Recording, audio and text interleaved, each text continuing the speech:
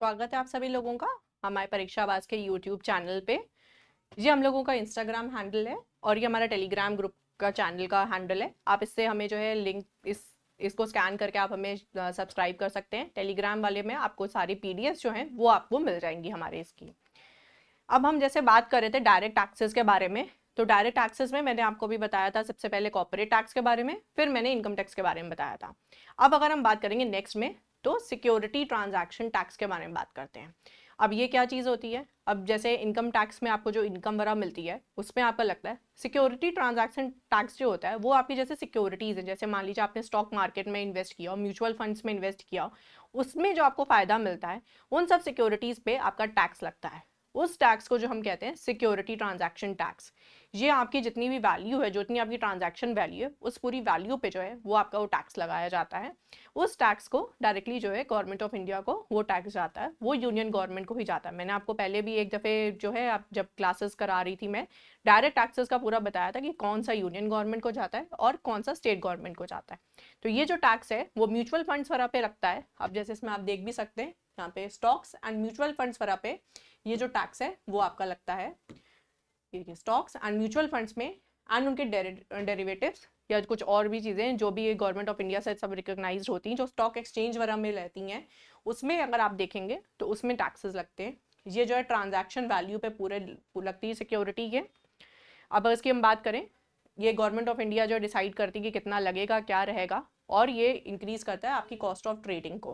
क्योंकि अगर आप मान लो कुछ भी ट्रेड कर रहे हो, ऑब्वियसली आप अपना कोई भी स्टॉक बेच रहे हो, खरीद रहे हो, सब कुछ है, उस पर अगर आप टैक्स लग रहा है तो ऑब्वियसली आपकी आधी थोड़ा सा इनकम तो चली जाएगी ना गवर्नमेंट के पास, पूरा प्रॉफिट आपको नहीं मिलेगा उन सब चीज़ों। तो वो जो चीज़ है वो रहती है। और ये जो फ्रीक्वेंट ट्रेडर्स होते हैं ना भाई, मतलब जो इंट्रा डे वर्क करते हैं, इंट्रा डे मतलब सुबह इन्वेस्ट किया एंड आपको पता है कि यहाँ इस पे मैं इन्वेस्ट करूंगा, शाम तक मुझे इसका जो प्रॉफिट मिल सकता है। मान लो सुबह कोई शेयर 100 रुपये का था, मुझे पूरा पता है शाम को ये शेयर पक्का भाई 200 रुपये तक हो जाएगा, तो मेरा पैसा क्या हो जाएगा, सुबह से लेकर शाम के बीच में डबल हो जाएगा। लेकिन अगर 100 भी नहीं हुआ, चलो 125 हुआ, 150 हुआ, तब भी मुझे फायदा तो हुआ। उसमें भी हमें जो है ट्रांजैक्शन टैक्स जो है वो देना पड़ता है। तो जो इतने फ्रीक्वेंट वाले जो लोग होते हैं उनका एक सम से कॉस्ट जो है ना वो बढ़ जाता है ऑब्वियसली, क्योंकि आपको थोड़ा सा अपना पोर्शन जो है कमाई का वो आपको सरकार को देना पड़ता है। तो ये एक सिक्योरिटी ट्रांजैक्शन टैक्स है। नेक्स्ट देखते हैं कैपिटल गेन टैक्स। पूंजी लाभ, नाम से ही लग रहा है पूंजी में, मतलब मान लो जैसे आपने एक एसेट बनाया, कोई भी आपने एक ज़मीन खरीदी, कोई एक प्रॉपर्टी खरीदी, वो आपने आज खरीदी या आपको कहीं से मिली, आपके मम्मी पापा से मिली, और आपने उसको बेचा। आपने 10 साल बाद उसको बेचा या 1 साल बाद बेचा, ऑब्वियसली प्रॉपर्टी का भी जैसे दाम है वो बढ़ता ही है, कम तो नहीं होता है।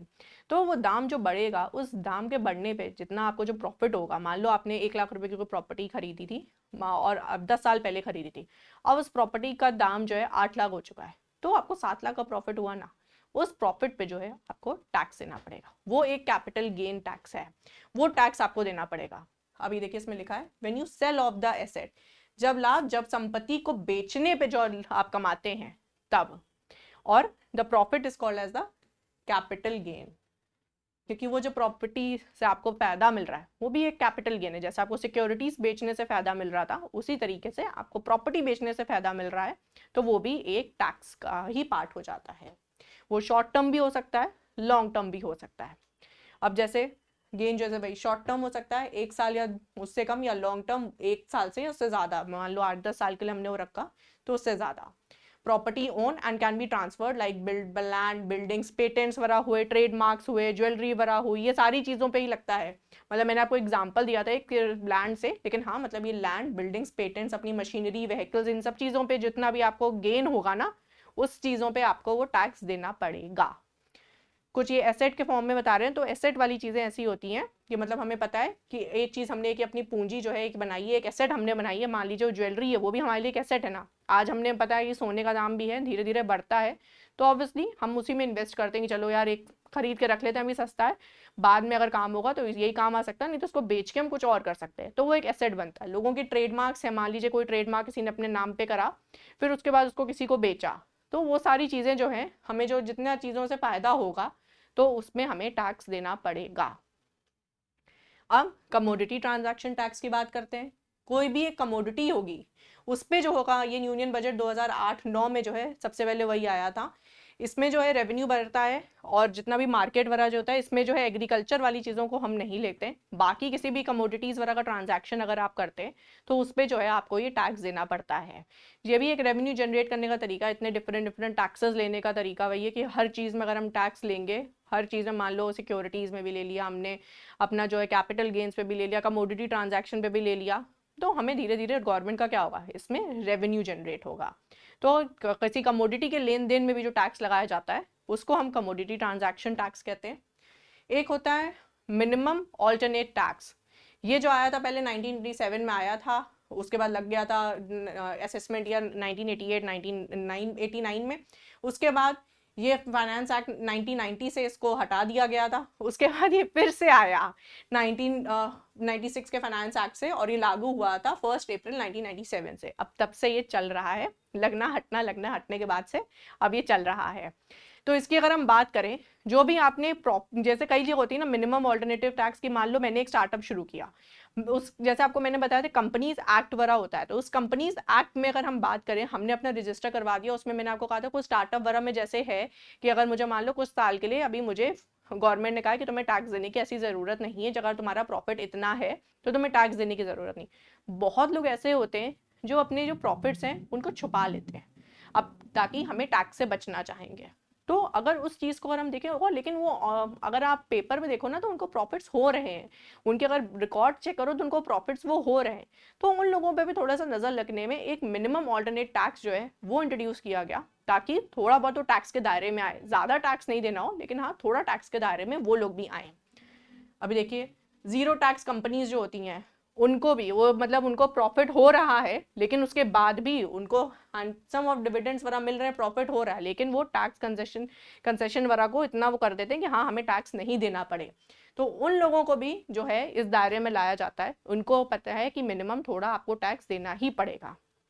ये देखिए को सारी कॉर्पोरेट एंटाइटीज को बोथ पब्लिक एंड प्राइवेट को रहेगा सेक्शन 115 जेबी के तहत, और the provision of MAT are not applicable on income accruing, जहां पे लाइफ इंश्योरेंस बिजनेसेस अगर आपको इनकम मिल रही है या फिर शिपिंग कंपनी से आपको जो इनकम मिल रही है, उन सब चीज़ों में एप्लीकेबल नहीं रहेगा। बाकी इसके अलावा जितनी भी पब्लिक हो या प्राइवेट कंपनीज हो उन सब पे ये मिनिमम ऑल्टरनेटिव टैक्स रहता है, क्योंकि ये ना टैक्स से बचना हर कोई चाहता है, तो कोई ना कोई लूप होल्स ढूंढने लग जाते हैं कि हाँ ये डिडक्शंस दिखा देंगे, ये एग्जेम्पशंस में आते हैं, हम अभी हमें टैक्स के दायरे में नहीं आते, ये सब चीज़ें लोग करते हैं। तो इसलिए हमने एक मिनिमम टैक्स रखा है तब भी कि उनको थोड़ा टैक्स देना पड़ेगा, इसीलिए इसे कहते हैं मिनिमम ऑल्टरनेट टैक्स।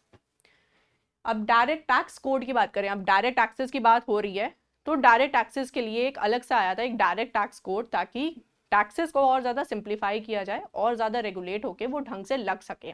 ये जो है 1 अप्रैल 2012 की हम इम्प्लीमेंट करना चाहते थे, लेकिन ये अभी तक डिले हो चुका है, अभी तक ये इम्प्लीमेंट नहीं हो पाया, क्योंकि अपनी जो कमेटी, जैसे आपको मैंने बताया था जब बजट के बारे में डिस्कस कर रहे थे, कुछ भी अगर हम चीज़ें चेंजेस लाते हैं तो उसकी कमेटी बनती है, वो कमेटी अपनी रिपोर्ट देती है, उस रिपोर्ट के अकॉर्डिंग ही गवर्नमेंट जो है काम करती है।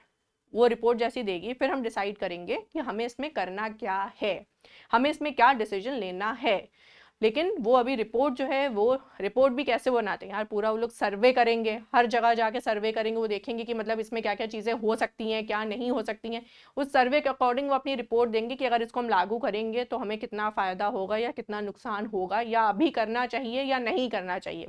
बहुत सारी चीज़ें तो ऐसी थी जो गवर्नमेंट करना चाहती थी, बट कोविड टाइम में इतने लॉसेज हो गए लोगों को, उसकी वजह से उनको लगा कि यार अभी रुक जाते हैं, अभी ये सारी चीज़ें इंप्लीमेंट नहीं करते, 2-3 साल हमें दें, कम से कम हमारी इकोनॉमी स्टेबल हो, क्योंकि 2020 में कोविड का लॉकडाउन रहा, 2021 में भी आपने देखा कोविड का कितना साइड इफेक्ट रहे हमारी इकोनॉमी पे, 2022 में कहीं रिकवर कर रहे थे हम लोग, 2023 में भी अभी जो है वो सारी चीज़ें रिकवरी मोड पे ही बहुत सारे नेशंस चल रहे हैं, बहुत सारे नेशंस में भी फिर से कोविड चल रहा था।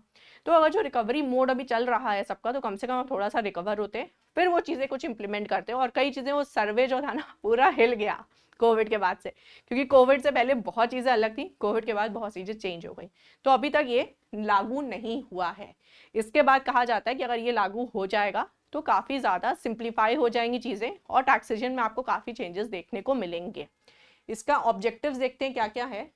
अब इसमें क्या है, सिंप्लीफाई करना, जितने भी टैक्स स्ट्रक्चर है डायरेक्ट टैक्सेस का उसको कंसोलिडेट करना, उसको और कम करना। जैसे इतने टैक्सेस बताए ना आपको, कमोडिटी टैक्स हो गया, ट्रांजैक्शन टैक्स हो गया और कैपिटल गेन्स टैक्स हो गया, कुछ इनको सिंप्लीफाई करना ताकि टैक्स देने वालों को भी दिक्कत ना हो और टैक्स लेने वालों को भी कोई दिक्कत ना हो।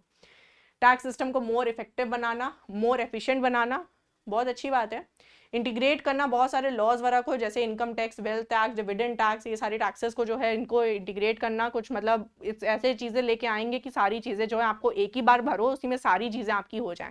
बहुत सारी चीज़ें जैसे अब ऑनलाइन आ चुकी हैं, बहुत सारी चीज़ें अब सिंप्लीफाई हो चुकी हैं, लेकिन और भी इसको हम कोशिश करके सिंप्लीफाई कर सकते हैं। सिंपलर और स्टेबल इंप्रूव करना, टैक्स कंपाइल करने में लोगों को दिक्कत ना आए। मतलब एक तो सबको टैक्स कंपाइल, टैक्स के नाम पे होता है भाई इनकम टैक्स देना, इनकम टैक्स देना है, डेट आ गई है तो सीए के पास जाके ना बहुत भीड़ लगने लग जाती है उस टाइम पे कि मेरा भर दो, मेरा भर दो, मेरा ये चीज़ें। सीए कहेगा ये नहीं चाहिए, इसमें ये चाहिए, फिर उसके बाद कुछ ना कुछ लूपहोल्स बता के सीए भी अपना अच्छे से कमाते हैं।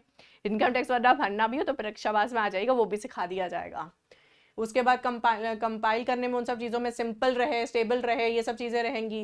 एग्जेम्पशंस वगैरह में और देखा जाए कि क्या है, जो भी है, जब डिस्पोज ऑफ द डिडक्शंस। अब आपको मैंने लास्ट क्लास में बताया था इनकम टैक्स के बारे में, कुछ डिडक्शंस और एग्जेम्पशंस बताए थे।